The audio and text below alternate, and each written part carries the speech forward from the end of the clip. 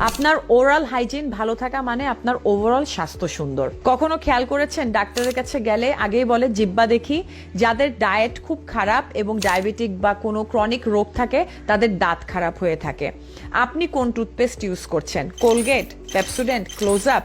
বেশিরভাগই renowned কোম্পানিজগুলা toothpaste বানায় ভীষণ ডেঞ্জারাস কিছু টক্সিন কেমিক্যাল দিয়ে, যেমন কি সোডিয়াম লরেল সালফেট। এবং আপনার যদি মাউথ আলসার হয়ে থাকে, কারণ হতে পারে আপনার টুথপেস্টে SLS আছে। এই টক্সিনকে ওয়ার্ন করা হয়েছে, ইনটেস্টিসাইড রেজিস্টার্ড এই টক্সিন, বাট তারপরও কোম্পানিগুলো ইউজ করছে আর আমরা টাকা দিয়ে বিষ কিনে বিষ ইউজ করছি। এবং এই SLS কেমিক্যাল রেগুলার ব্যবহার করার কারণে আমাদের হার্ট, লিভার, লাংস এবং ব্রেইনের ক্ষতি হচ্ছে। আপনার টুথপেস্টে ফ্লোরাইড আছে, যেটা ডেন্টিস্টরাও অ্যাডভাইস করে থাকে। জানেন 2.8 কেজি ফ্লোরাইড খেলে যে একটা মানুষ মারা যেতে পারে। আপনার বাচ্চাকে যদি ফ্লোরাইড টুথপেস্ট দিয়ে থাকেন, সাবধান, এই বাচ্চা কিন্তু টুথপেস্ট খেতে পছন্দ করে। এই জন্য toxin free herbal organic toothpaste ব্যবহার করতে হবে।